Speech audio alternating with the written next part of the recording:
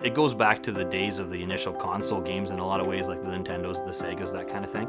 My dad had got me one for Christmas. That was pretty cool. Played that kind of thing. And I think what really inspired me more was that, yeah, okay, the games were fun, but what was inside that box? You know, what could I tinker with? What could I open up? I decided that, I want to take things apart, I want to put things back together. And by going into this field and going into this area of expertise is that I get to see something new every day, I get to see new technology every day, and I get to put my creative thoughts into putting something together, into making something, and to producing something that eventually becomes a product.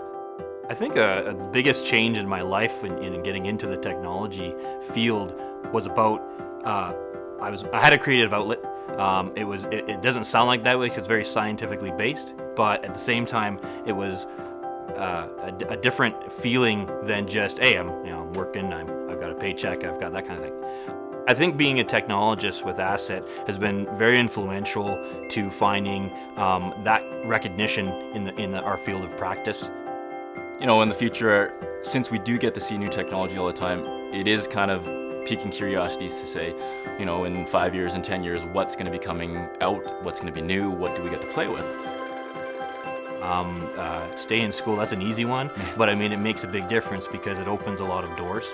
I think there's a big proponent of pushing that ideal that there should be fun in your job.